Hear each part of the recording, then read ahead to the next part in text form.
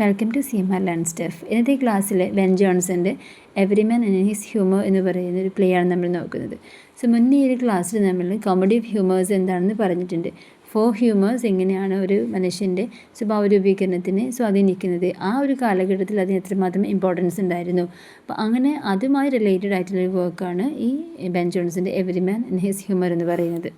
Ben ജോൺസൻ്റെ personal ലൈഫിനെ കുറിച്ച് പറയുന്ന സമയത്ത് അദ്ദേഹം ഒരു സ്കോട്ടിഷ് ഫാമിലിയിലാണ് ജനിക്കുന്നത്. വളരെ ചെറിയ പ്രായത്തിൽ തന്നെ അച്ഛൻ്റെ മരണശേഷം സ്റ്റെപ്പ് ഫാദറും അമ്മയും ആ ഒരു ഫാമിലി, അങ്ങനെ ഒരു ഫാമിലി ബാക്ക്ഗ്രൗണ്ട് ആയിരുന്നു അദ്ദേഹത്തിന് ഉണ്ടായത്. അപ്പോൾ അതിൻ്റേതായിട്ടുള്ള ചില പൊരുത്തക്കേടുകളൊക്കെ അദ്ദേഹത്തിൻ്റെ ജീവിതത്തെ സ്വാധീനിച്ചിട്ടുണ്ട്.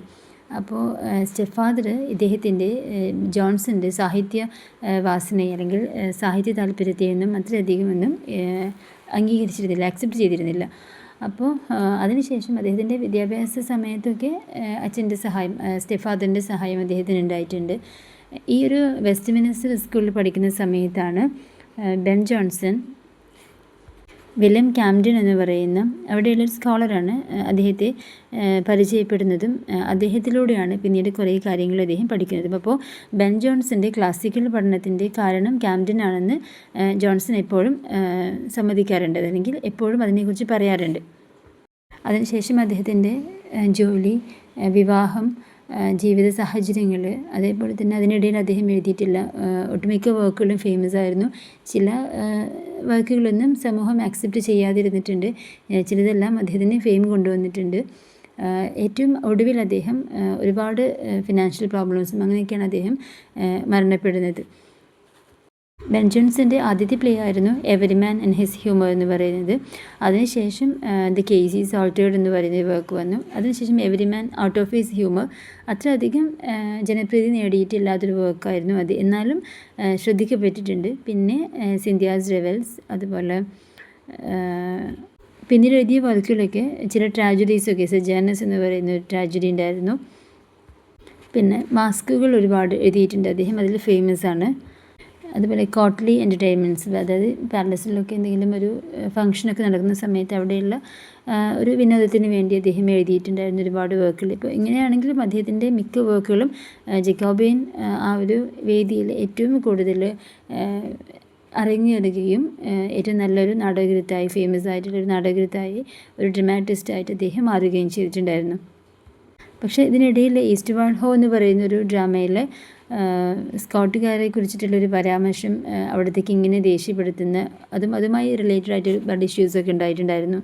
പിന്നീട് വോൾപോൺ, ദി ആൽക്കെമിസ്റ്റ്, അങ്ങനെയുള്ള ഫേമസ് ആയിട്ടുള്ള ചില കോമഡികളും, അതുപോലെ കാറ്റലിൻ ട്രാജഡിയാണ് അത്, അങ്ങനെയും ചില വർക്കുകളൊക്കെ അദ്ദേഹത്തിൻ്റെ ലിസ്റ്റിലുണ്ട്. മിക്ക കോമഡികളും ആ ഒരു കാലഘട്ടത്തിലെ ആ സമൂഹത്തിൻ്റെ ഒരു റിഫ്ലക്ഷനാണ് എന്ന് നമുക്ക് മനസ്സിലാക്കാം. അപ്പോൾ ഇത്രയൊക്കെയാണ് ബെൻ ജോൺസൻ്റെ മേജർ ആൻഡ് മൈനർ വർക്ക്സുകൾ. അപ്പോൾ ഓരോ വർക്കിനും അതിൻ്റേതായിട്ടുള്ള പ്രാധാന്യം ഉണ്ടാവും. അപ്പോൾ ചില വർക്കുകൾ ട്രാജഡി ആണെങ്കിലും കോമഡി ആണെങ്കിലും ക്ലാസിക്കൽ സ്വാധീനമുള്ള വർക്കുകളാണെങ്കിലും അതിൻ്റേതായ പ്രാധാന്യം ഉണ്ടാവുമല്ലോ. അപ്പോൾ നിങ്ങൾ എസ്സേ എഴുതുന്ന സമയത്ത് ഒരു 2-3 ലൈൻസിൽ അതുകൂടി അറ്റാച്ച് ചെയ്യാൻ ശ്രമിക്കുകയാണെങ്കിൽ കുറച്ചും കൂടി നല്ലതായിരിക്കും. നമുക്കിവിടെ നോക്കാനുള്ളത് every man and his humour എന്ന് പറയുന്ന ബെൻ ജോൺസൻ്റെ പ്ലേ ആണ്. അപ്പോൾ ഇവിടെ ഈ ഒരു ക്യാരക്ടറിനെ കുറിച്ച് നമ്മൾ മനസ്സിലാക്കുന്നതിന് മുന്നേ, ഇതിനകത്തുള്ള ക്യാരക്ടേഴ്സിനെ കുറിച്ച് മനസ്സിലാക്കുന്നതിന് മുന്നേ ടോട്ടലി ഈ ഒരു പ്ലേയുടെ ഇമ്പോർട്ടൻസ്, അതായത് ബെൻ ജോൺസൻ്റെ ഈ ഒരു പ്ലേ എന്ന് പറയുന്നത് എലിസബത്തൻ കാലഘട്ടത്തിൽ ലണ്ടനിലെ ആ ഒരു ജനങ്ങളുടെ ജീവിതം, അതായത് അവർക്കുണ്ടാകുന്ന ചില ഫോളോവേഴ്സ് അല്ലെങ്കിൽ അവരുടെ മിസ്റ്റേക്സുകൾ, ഇതിനെയൊക്കെ ഒരു റിഡിക്കുലസ്ലി അത് പ്രസൻറ്റ് ചെയ്തിരിക്കുകയാണ് ഈ ഒരു വർക്കിലൂടെ. അപ്പോൾ ഓരോ കഥാപാത്രത്തിനും ഓരോ ക്യാരക്ടേഴ്സിനും അതിൻ്റേതായിട്ടുള്ള ഒരു പ്രത്യേകത ഉണ്ടായിരിക്കും. അതായത് നേരത്തെ നമ്മൾ പറഞ്ഞിട്ടുണ്ടല്ലോ 4 ഹ്യൂമേഴ്സ് പറഞ്ഞിട്ടുണ്ടല്ലോ, അപ്പോൾ ഓരോ കഥാപാത്രത്തിനും ഓരോ ഹ്യൂമർ ഉണ്ടായിരിക്കും. അപ്പോൾ അതായത് സ്വഭാവത്തിൽ ഉണ്ടാകുന്ന കുറവുകൾ. അപ്പോൾ ഇവിടെ നമ്മളുടെ ഈ every man and his humour എന്ന് പറയുന്ന ഈ ഒരു പ്ലേയിൽ ആരൊക്കെയാണ് കഥാപാത്രങ്ങൾ, എന്താണ് അവരുടെ തെറ്റുകൾ അല്ലെങ്കിൽ എന്താണ് അവരുടെ കുറവുകൾ എന്നുള്ളതിലൂടെ ഈ ഒരു പ്ലേ വളരെ സിമ്പിളായിട്ട് പറയുകയാണ് ചെയ്തിരിക്കുന്നത്. ഇവിടെ ഓൾഡ് നോവൽ അദ്ദേഹത്തിൻ്റെ മകനായ എഡ്വേർഡിനെ പല രീതിയിലും നിയന്ത്രിക്കാൻ ശ്രമിക്കുന്നുണ്ട്. അതായത് നിയന്ത്രിക്കുക പറഞ്ഞാൽ ആ മകൻ നന്നായി വളരണം എന്നുള്ള ആഗ്രഹം കൊണ്ടുള്ളൊരു കൺട്രോൾ. അപ്പോൾ അതേസമയം എഡ്വേർഡ് എന്ന് പറയുന്നത് സ്വാതന്ത്ര്യം ആഗ്രഹിക്കുന്ന ഒരാളാണ്. അതായത് ഇങ്ങനെ അടക്കി പിടിച്ച് ജീവിക്കുന്ന ഒരു സിസ്റ്റത്തിൽ നിന്ന് മാറി കുറച്ചും കൂടി ഫ്രീ ആയി നടക്കാൻ ആഗ്രഹിക്കുന്ന ഒരാളാണ് മകനായിട്ടുള്ള എഡ്വേർഡ്. അപ്പോൾ ഇതിനകത്ത് ഇതിനെയെല്ലാം വഴി തെളിയിക്കുന്നത്, അതായത് ഒരാൾക്ക് സ്വാതന്ത്ര്യത്തോട് നടക്കാനും അയാളെ തെറ്റിലേക്ക് കൊണ്ടുപോകാനും പറ്റുന്ന ആളുകളുണ്ട്, കഥാപാത്രങ്ങളുണ്ട്. അതിന് എക്സാമ്പിളാണ് വെൽബ്രെഡ്. അപ്പോൾ വെൽബ്രെഡ് എന്ന് പറയുന്ന ഒരാൾ ഈ എഡ്വേർഡിനെ ഇങ്ങനെയുള്ള കാര്യങ്ങളിലേക്ക് അട്രാക്റ്റ് ചെയ്യിക്കുന്നുണ്ട്, ഒരു ലെറ്റർ അയച്ചിട്ട്. അങ്ങനെ അവിടെ നടക്കുന്ന കുറച്ച് കാര്യങ്ങളും ഇതിനകത്തുള്ള പ്രധാനപ്പെട്ട ഇൻസിഡൻറ്റ്. പിന്നെ അത് കഴിഞ്ഞിട്ട് കൈറ്റ്ലി എന്ന് പറയുന്ന ഒരു ക്യാരക്ടറുണ്ട്. അവരുടെ ഭാര്യയോട് എപ്പോഴും സംശയമായിട്ട് അവളോട് അസൂയ വെച്ച് നടക്കുന്നത്. അപ്പോൾ ഒരു വേറൊരു ഹ്യൂമറല്ലേ, അതായത് ഓരോ കഥാപാത്രത്തിനും ഈ 4 ഹ്യൂമേഴ്സിൽ എന്തെങ്കിലും ഒന്ന് ഉണ്ടായിട്ടുണ്ടായിരിക്കും. അതുപോലെ മാത്യു എന്ന് പറയുന്ന ഒരാൾ, അതുപോലെ ബോബ് ഡിൽ എന്ന് പറയുന്ന ഒരാൾ, അതായത് അതിലൊരാൾ എപ്പോഴും മറ്റുള്ളവരെ മോശമായി അങ്ങനെയുള്ള ഒരാളും, ബോബ് ഡിൽ എന്ന് പറയുന്ന ഒരാൾ ഒരു പട്ടാളക്കാരനാണ്, എപ്പോഴും ഇങ്ങനെ അവിടെയുള്ള കാര്യങ്ങൾ ഇങ്ങനെ പൊങ്ങച്ചും പറയും, അങ്ങനെയുള്ള ഒരാളുമാണ്. പിന്നെ അങ്ങനെ ഓരോ ആളുകൾക്കുമുള്ള ഓരോ ക്യാരക്ടർ ഉണ്ടായിരിക്കും ഓരോർക്കും. ഇത് എങ്ങനെയാണ് ടോട്ടലി ഈ ഒരു കഥയിൽ ഓരോ ആളുകളെയും ബുദ്ധിമുട്ടിക്കുന്നത് എന്നുള്ളതാണ് കഥയുടെ ഒരു സാഹചര്യം എന്ന് പറയുന്നത്. അപ്പോൾ ഓരോ ആളുകളും ഇങ്ങനെ പരസ്പരം അങ്ങോട്ടും ഇങ്ങോട്ടും ഉള്ള സാഹചര്യങ്ങൾ വന്നിട്ട് തെറ്റിദ്ധാരണകളിലേക്ക് പോകുന്നതും, ആ തെറ്റിദ്ധാരണ സമൂഹത്തിൽ ഇങ്ങനെയുള്ള ആളുകളുടെ കഥാപാത്രങ്ങൾ എങ്ങനെയാണ് സമൂഹത്തെ മോശമാക്കുന്നത് അല്ലെങ്കിൽ സമൂഹത്തിനെ എങ്ങനെയാണ് സ്വാധീനിക്കുന്നത് എന്നാണ് എവരി മാൻ ആൻഡ് ഹിസ് ഹ്യൂമറിലൂടെ അദ്ദേഹം കാണിക്കുന്നത്. എന്നിട്ട് ഇങ്ങനെ ഒരുപാട് പ്രശ്നങ്ങൾ വന്നു കഴിഞ്ഞപ്പോൾ ഓരോ ആളുകളും അങ്ങോട്ടും ഇങ്ങോട്ടുമുള്ള പ്രോബ്ലംസ് ഒരു തെറ്റിദ്ധാരണയിലേക്ക് വകവെക്കുകയും വീണ്ടും അത് അതിനേക്കാൾ വലിയൊരു പ്രശ്നത്തിലേക്ക് പോവുകയും ചെയ്തു കഴിഞ്ഞപ്പോൾ ഇതിനകത്തുള്ള എല്ലാ ക്യാരക്ടേഴ്സും ജസ്റ്റിസ് ക്ലെമൻറ്റിൻ്റെ മുന്നിലേക്ക് എത്തുകയും അവിടെ വെച്ചിട്ട് എല്ലാ തെറ്റിദ്ധാരണകളും മാറ്റുകയും ചെയ്യുന്നുണ്ട്. അപ്പോൾ ഇതിനകത്ത് ബ്രെയിൻ ബോം എന്ന് പറയുന്ന ഒരു കഥാപാത്രം, അതായത് എഡ്വേർഡ് നോവലിൻ്റെയും ഓൾഡ് നോവലിൻ്റെയും സെർവൻ്റ് ആയിട്ടുള്ള ബ്രെയിൻ ബോമിൻ്റെ ഭാഗത്തുനിന്നും ഒരുപാട് കാര്യങ്ങൾ വന്നിട്ടുണ്ട്, കുതന്ത്രങ്ങളൊക്കെ. അപ്പോൾ അതൊക്കെ ആ ഒരു ഫാമിലീനെ ഒരുപാട് ബാധിച്ചിട്ടുണ്ട്. ചുരുക്കത്തിൽ ക്ലെമൻ്റ് എല്ലാവരോടും പരസ്പരം അങ്ങോട്ടും ഇങ്ങോട്ടുമുള്ള ഇങ്ങനെയുള്ള വാശികളും അസൂയയും ആവശ്യമില്ലാത്ത പിണക്കങ്ങളും എല്ലാം മാറ്റിയിട്ട് സന്തോഷത്തോടെ ആഘോഷിക്കാൻ വേണ്ടിയിട്ട് പറയുകയാണ് ചെയ്യുന്നത്. അതായത് ഈ 4 ഹ്യൂമേഴ്സ് എന്ന് പറഞ്ഞു കഴിഞ്ഞാൽ ഒരു ചുരുക്കത്തിൽ മനുഷ്യൻ്റെ അസൂയ, അതുപോലെ അവരുടെ ആവശ്യമില്ലാത്ത ഇങ്ങനെ വീമ്പ് പറയുക, അതേപോലെ പൊങ്ങച്ചം കാണിക്കുക, ചില ആൾക്കാർക്ക് സ്നേഹമുണ്ടാവുക. ഓരോ ഹ്യൂമറും ഓരോ ക്യാരക്ടറിനെയാണല്ലോ കാണിക്കുന്നത്. അപ്പോൾ അങ്ങനെ ഓരോ വ്യക്തികൾക്കും ഇതുണ്ട്. അതിനെയെല്ലാം കൂടെ എങ്ങനെയാണ് ഈ ഒരു പ്ലേയിലൂടെ ഈ ഒരു ലണ്ടൻ സൊസൈറ്റിയെ കാണിക്കുന്നത് എന്നാണ് നമുക്ക് ഇതിലൂടെ മനസ്സിലാക്കാൻ പറ്റുന്നത്. ഏറ്റവും അവസാനം സമാധാനത്തിലും ഐക്യത്തിലും എത്തിക്കുക എന്നുള്ളതാണ് ഈ നാടകത്തിൻ്റെ പ്രധാനപ്പെട്ട ഒരു സന്ദേശമായിട്ട് നമുക്ക് മനസ്സിലാവുന്നത്. സോ ക്യാരക്ടേഴ്സ് എന്ന് പറയുന്നത് എഡ്വേർഡ് നോവൽ, അതുപോലെ അദ്ദേഹത്തിൻ്റെ മകനായിട്ടുള്ള ഓൾഡ് നോവൽ, പിന്നെ ഇവരുടെ രണ്ടുപേരുടെയും വീട്ടിലെ സെർവൻ്റ് ആയിട്ടുള്ള ബ്രെയിൻ ബോം, അതുപോലെ ഇവരുടെ വീട്ടിലേക്ക് വരുന്ന എഡ്വേർഡിൻ്റെ കസിനായിട്ടുള്ള മാസ്റ്റർ സ്റ്റീഫൻ, അങ്ങനെയുള്ളൊരു 4 പേര് നമുക്ക് ഒരേ കാറ്റഗറിയിൽ ഉൾപ്പെടുത്താം. പെട്ടെന്ന് നമുക്ക് ഓർമ്മയിൽ നിൽക്കാനാണ് അങ്ങനെ ചെയ്യുന്നത്. പിന്നെ അത് കഴിഞ്ഞിട്ട് അപ്പോൾ ഇതിനകത്തുള്ള ഈ ഒരു ബ്രെയിൻ ബോം എന്ന് പറയുന്ന സെർവൻ്റ് ഇവരുടെ ഫാമിലിയിൽ ഉണ്ടാക്കുന്ന ചില പ്രോബ്ലംസ്, അത് ഈ കഥയിൽ പ്രധാനപ്പെട്ട ഒരു സംഭവമാണ്. പിന്നെ അടുത്ത് നമ്മൾ നേരത്തെ പറഞ്ഞതുപോലെ എഡ്വേർഡിന് ഫ്രീഡം ആവശ്യമാണ്. അച്ഛൻ എപ്പോഴും ഇങ്ങനെ ഒതുക്കി കൂട്ടിക്കൊണ്ടുപോകുന്ന അവന് ഫ്രീഡം ആവശ്യമാണ്. അപ്പോൾ അതിലേക്ക് എത്താൻ സഹായിക്കുന്നത് വെൽബ്രെഡിലൂടെയാണ്. അതുപോലെ ഡൗൺ ട്രേറ്റ് എന്ന് പറയുന്ന മറ്റൊരു കഥാപാത്രം. ദെൻ നെക്സ്റ്റ് നമ്മൾ പറയുന്നത് മാസ്റ്റർ മാത്യു ആണ്. അപ്പോൾ ഈ മാത്യു എന്ന് പറയുന്ന ആളുടെ ക്യാരക്ടർ എന്ന് പറയുന്നത് മറ്റുള്ളവരുടെ പോയംസ്, ഒരു പോയറ്റാസ്റ്ററാണ്, അതായത് മറ്റുള്ളവരുടെ പോയംസൊക്കെ കോപ്പി ചെയ്തിട്ട് എടുക്കുന്ന ഒരാൾ. അതുപോലെ ക്യാപ്റ്റൻ ബോബാഡിൽ എന്ന് പറഞ്ഞ നേരത്തെ പറഞ്ഞൊരു ക്യാപ്റ്റനാണ് അദ്ദേഹം സോൾജിയറാണ്. അവിടെയുള്ള കാര്യങ്ങളൊക്കെ അങ്ങനെ പറഞ്ഞ് വലിയ വീമ്പ് പറയുന്ന അല്ലെങ്കിൽ ഒരു പൊങ്ങച്ചം കാണിക്കുന്ന ഒരു ക്യാരക്ടർ. അപ്പോൾ അത് 2 പേര് നമുക്ക്. അപ്പോൾ ഓരോ ക്യാരക്ടറിലും ഓരോന്നുണ്ട് എന്ന് പറഞ്ഞല്ലേ, അതിൻ്റെ എക്സാമ്പിളാണ് ഇത്. ദെൻ കൈറ്റിലെ ഒരു ക്ലോത്ത് മെർച്ചൻ്റാണ്. അവരുടെ വൈഫിനെ എപ്പോഴും ഇങ്ങനെ സംശയിക്കുന്നുണ്ട്, വൈഫിന് വേറെ അഫെയർ ഉണ്ട്, ആ രീതിയിലൊക്കെ. പിന്നെ മിസ്ട്രസ് ബ്രിഡ്ജറ്റിനെയാണ് പിന്നീട് ലാസ്റ്റ് എഡ്വേർഡ് കല്യാണം കഴിക്കുന്നത്. അത് കൈറ്റ്ലയുടെ സിസ്റ്ററാണ്. പിന്നെ ക്യാഷ് എന്ന് പറയുന്നത് കൈറ്റ്ലയുടെ ബിസിനസ് അസിസ്റ്റൻ്റാണ്. പിന്നെ ഒരു വാട്ടർ ബാരർ ഉണ്ട്, കോബ്, അവരുടെ വൈഫാണ് ടിബ് എന്ന് പറയുന്നത്. ദെൻ എല്ലാ പ്രശ്നവും ഉണ്ടാക്കി കഴിഞ്ഞ് എല്ലാ തെറ്റിദ്ധാരണകളും കഴിഞ്ഞ് അത് സോൾവ് ചെയ്യാൻ വേണ്ടി ഇവർ പോകുന്നതാണ് ജസ്റ്റിസ് ക്ലെമൻറ്റിൻ്റെ അടുത്തേക്ക്. റോജർ ജസ്റ്റിസ് ക്ലെമൻറ്റിൻ്റെ ക്ലർക്കാണ്. ഇതാണ് ക്യാരക്ടർ എന്ന് പറയുന്നത്. അപ്പോൾ ഞാൻ ഓരോ ആളുകളെയും ഒരുമിച്ച് ചേർത്തിരിക്കുന്നത് സ്റ്റോറി ലൈനിലൂടെ നിങ്ങൾ ഡീറ്റെയിൽ ആയിട്ട് പോകുന്നുണ്ടെങ്കിൽ ഈ ക്യാരക്ടർ ആദ്യം വായിച്ചിട്ട് വേണം പോകാൻ. ഇനി ക്യാരക്ടേഴ്സിലൂടെ ഡീറ്റെയിൽ ആയിട്ട് പോകുന്ന സമയത്ത് ആദ്യം നമ്മൾ മനസ്സിലാക്കുന്നത് നോവൽ അദ്ദേഹം മകൻ്റെ ക്ലാസിക്കൽ പഠനത്തിന് പ്രാധാന്യം കൊടുക്കുന്നുണ്ടെങ്കിലും ഇങ്ങനെയുള്ള അഭിരുചികൾ അത് മാത്രം മതിയോ എന്നുള്ളൊരു ഉത്കണ്ഠ, മകൻ്റെ ജീവിതത്തെക്കുറിച്ചുള്ള ഉത്കണ്ഠയാണ് അച്ഛനക്കുള്ളത്. നെക്സ്റ്റ് നമ്മൾ നോക്കുന്നത് എഡ്വേർഡ് നോവലിൻ്റെ മകനായിട്ടുള്ള അദ്ദേഹം ഒരു സ്കോളറാണ്. ഒരുപാട് ഇതുപോലെയുള്ള പോയറ്റിക് കാര്യങ്ങളിലൊക്കെ അദ്ദേഹത്തിന് കൂടുതൽ താല്പര്യമുണ്ട്. നെക്സ്റ്റ് വൺ ബ്രെയിൻ ബോം, നോവലിൻ്റെയും എഡ്വേർഡിൻ്റെയും വീട്ടിലെ സെർവൻ്റാണ്. ഇവിടെ നോവൽ പലപ്പോഴും എഡ്വേർഡിനെ കുറിച്ച് മനസ്സിലാക്കാൻ വേണ്ടിയിട്ട് ബ്രെയിൻ ബോമിനോട് ഏർപ്പാടാക്കുന്നുണ്ടെങ്കിലും ബ്രെയിൻ ബോം വളരെ കൗശലക്കാരനാണ്. അവിടെ ചെയ്യുന്നത് നേരെ വിപരീതമായിട്ടുള്ള കുറച്ച് കാര്യങ്ങളാണ്. ക്യാപ്റ്റൻ ബെബാർഡിൽ മിക്കപ്പോഴും എല്ലാ ആളുകളോടും സൈനികമായ കാര്യങ്ങളെക്കുറിച്ചൊക്കെ അവിടെ നടക്കുന്ന കാര്യങ്ങളെക്കുറിച്ചൊക്കെ കള്ളം പറയും. അതായത് വളരെ ഭീരുവാണ്, എന്നാലും പട്ടാളത്തിൽ ഏറ്റവും കൂടുതൽ ധൈര്യശാലിയാണ് ഞാനെന്ന രീതിയിൽ പൊങ്ങച്ചം പറയുന്ന ഒരു ക്യാരക്ടറാണ് ക്യാപ്റ്റൻ ബെബാർഡിൽ. ദെൻ കൈറ്റ്ലി ഒരു ജലസ് മെർച്ചൻ്റാണ്. അദ്ദേഹത്തിൻ്റെ വൈഫിനോട് എപ്പോഴും സംശയമാണ്. അപ്പോൾ ഇദ്ദേഹത്തിൻ്റെ ഹ്യൂമർ എന്ന് പറയുന്നത് സംശയമാണ്, സസ്പീഷനാണ്. അദ്ദേഹം നേരത്തെ ക്യാപ്റ്റൻ ബെബാർഡിൽ എന്ന് പറയുന്നത് ബോസ്ഫുള്ളാണ്. അപ്പോൾ ഓരോരുത്തരുടെയും ക്യാരക്ടറിൽ കാണിക്കുന്നത് ഓരോ ഹ്യൂമേഴ്സാണെന്ന് പറഞ്ഞല്ലോ. അപ്പോൾ ഇവിടെ കൈറ്റ്ലി എന്ന് പറയുന്നത് സസ്പീഷനാണ്, ക്യാപ്റ്റൻ ബെബാർഡിൽ ബോസ്ഫുള്ളാണ്. സ്റ്റീഫൻ ആൻഡ് മാത്യു എന്ന് പറയുന്നത് ഒരു നാട്ടിൻ പുറത്തെ സാധാരണക്കാരായ ആളുകളെ പോലെ പെട്ടെന്ന് മറ്റുള്ളവർ വിഡ്ഢികളാക്കി മാറ്റും. അതുപോലെ തന്നെ വിവേകികളാകാൻ വേണ്ടിയിട്ട് എപ്പോഴും ശ്രമിക്കുകയും ചെയ്യും. ഇവിടെ സ്റ്റീഫൻ എന്ന് പറയുന്നത് വളരെ പെട്ടെന്ന് തന്നെ മറ്റുള്ളവരാൽ വഞ്ചിക്കപ്പെടുന്നൊരു കഥാപാത്രമാണ്. മാത്യു ആണെങ്കിൽ പലപ്പോഴും കവിതയുമായി ബന്ധപ്പെട്ട കാര്യങ്ങളൊക്കെ അതൊരു പാഷനായിട്ട് അങ്ങനെയൊക്കെ ഉണ്ട് എന്ന് കാണിക്കുന്ന ഒരാൾ. അപ്പോൾ ഇരുവരും സമൂഹത്തിലുള്ള സാമൂഹികമായ കയ്യേറ്റക്കാരെയാണ് പരിഹസിക്കുന്നത്. ദെൻ കോബ് ഒരു വാട്ടർ ബാരലാണ്. അദ്ദേഹത്തിന് പലപ്പോഴും ആൻസിസ്റ്റേഴ്സിനോടൊക്കെ വളരെ ബഹുമാനം കാണിക്കുന്ന വ്യക്തി. ഏറ്റവും ലാസ്റ്റിലെ ജസ്റ്റിസ് ക്ലെമൻറ്റിനെയാണ് നമ്മൾ കാണുന്നത്. ഈ നേരത്തെ പറഞ്ഞ ഓരോ കഥാപാത്രങ്ങളും ഉണ്ടാക്കുന്ന പ്രോബ്ലംസിനെ സോൾവ് ചെയ്യാൻ വേണ്ടിയിട്ട് അല്ലെങ്കിൽ ആ ഒരു ക്രമസമാധാന നില പുനഃസ്ഥാപിക്കാൻ വേണ്ടിയിട്ട് നമ്മൾ കാണുന്നത് വളരെ ലോയലായിട്ടുള്ളൊരു ജസ്റ്റിസ് ക്ലെമൻറ്റിനെയാണ്.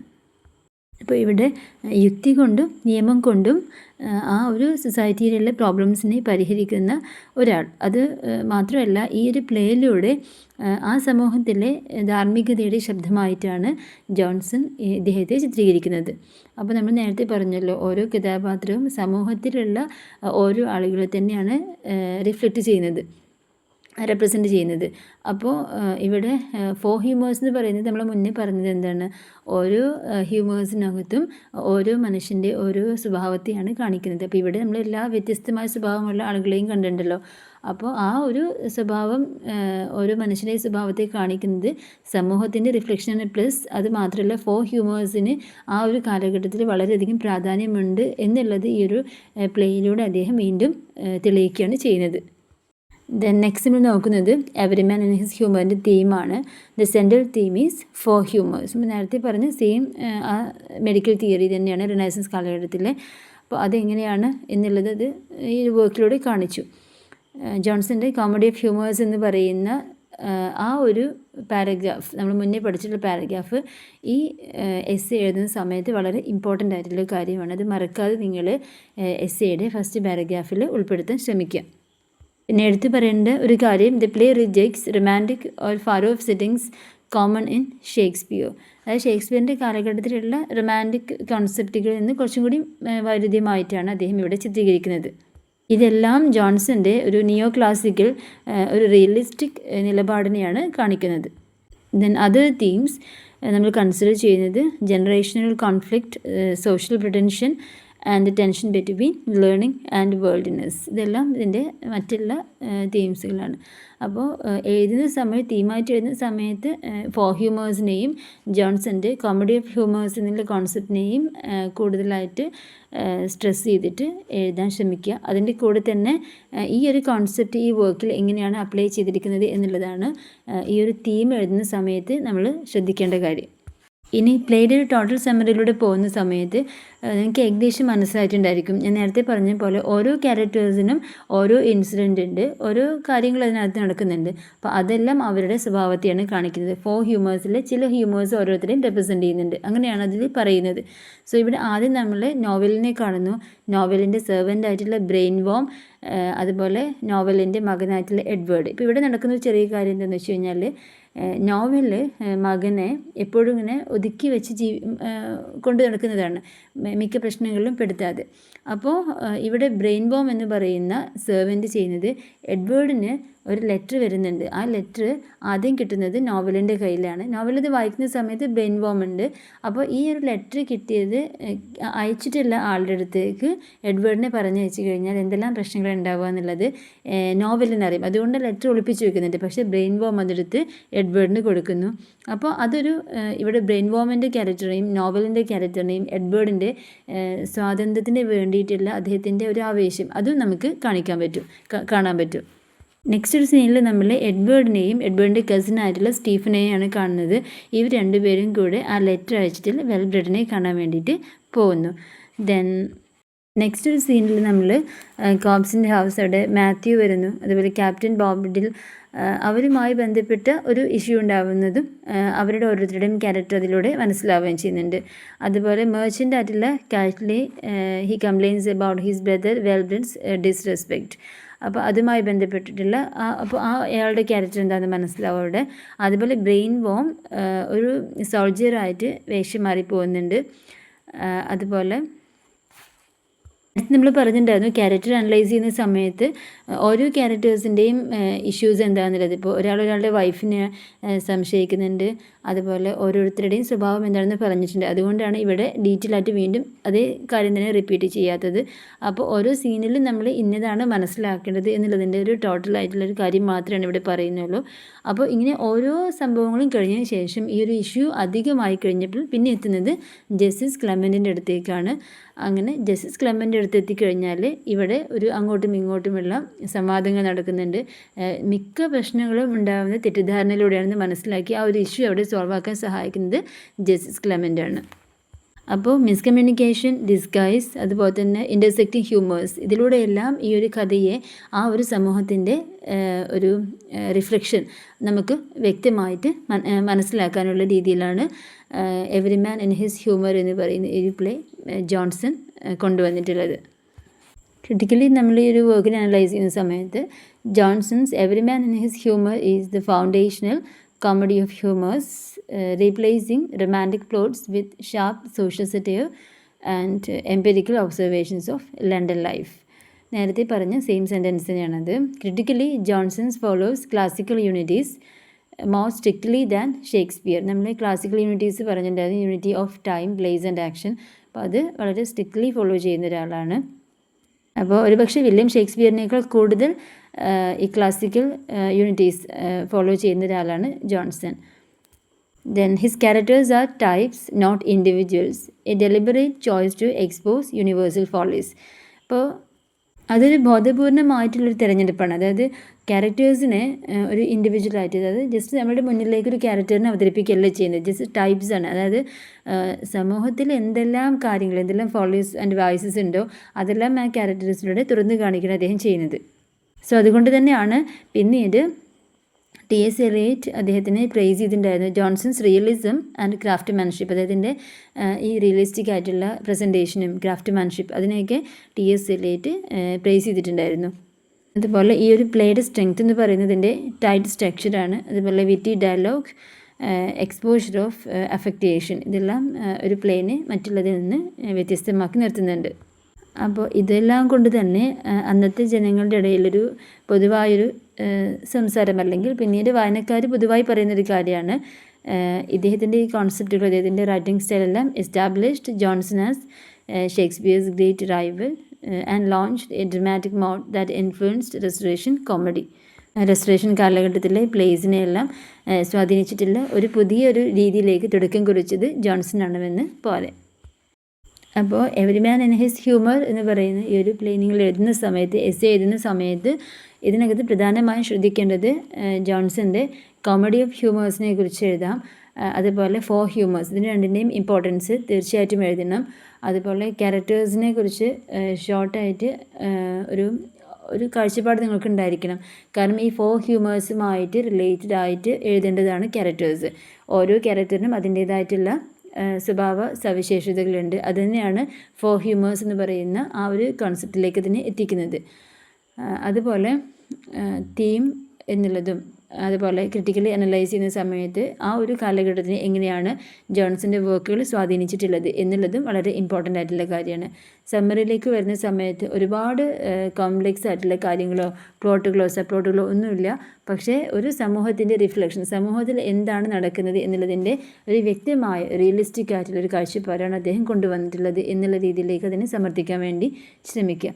പിന്നെ ഇപ്പോൾ ഒരൊറ്റ ക്യാരക്ടറാണ് നിങ്ങളോട് ചോദിക്കുന്നതെങ്കിൽ ഏതെങ്കിലും ഒരൊറ്റ ക്യാരക്ടറിനെ കുറിച്ച് മാത്രം അനലൈസ് ചെയ്യാൻ അങ്ങനെയാണ് വരുന്നതെങ്കിൽ അങ്ങനെ ചെയ്യേണ്ട ഒരു കാര്യം എന്താണെന്ന് വെച്ച് കഴിഞ്ഞാൽ ഒരു 4 പാരഗ്രാഫോ 5 പാരഗ്രാഫോ നിങ്ങളുടെ മനസ്സിലുണ്ടായിരിക്കണം. എന്നിട്ട് ഈ ഒരു കഥാപാത്രം ഏത് കഥാപാത്രമാണോ ചോദിച്ചിട്ടുള്ളത് ആ കഥാപാത്രം ആ ഡ്രാമയിൽ എവിടെയെല്ലാം മേജർ റോൾ ചെയ്യുന്നുണ്ട് ആ പോയിൻ്റ് നിങ്ങളുടെ മനസ്സിലേക്ക് വന്നാൽ അത് ഹെഡിങ് ആയി കൊടുത്തിട്ട് അതിന് താഴെ അതിന് ഡീറ്റെയിൽ ആയിട്ട് ആ ഒരു സമ്മറിനെ അനലൈസ് ചെയ്യാൻ വേണ്ടി ശ്രമിക്കുക. അപ്പോൾ ക്യാരക്ടറിനെ എഴുതാൻ കുറച്ചുകൂടി എളുപ്പമായിരിക്കും. അത് ഇതിൽ നിന്നല്ല, ഏത് വർക്കിൽ നിന്നും ക്യാരക്ടറിനെ ചോദിക്കുന്ന സമയത്ത് നിങ്ങൾ 4-5 പാരഗ്രാഫ് മൈൻഡിൽ കണ്ടിട്ട് ഓരോന്നിനും ഒരു ഹെഡിങ് നിങ്ങൾ സ്വയം ഉണ്ടാക്കിയിട്ട് അതിൻ്റെ താഴെ ആ ഒരു ഇൻസിഡൻറ്റുമായി റിലേറ്റഡ് ആയിട്ട് അത് കുറച്ചും കൂടി കൺവിൻസ് ചെയ്യാൻ വേണ്ടി നോക്കുക. അതായിരിക്കും അതിൻ്റെ ആൻസർ എന്ന് പറയുന്നത്.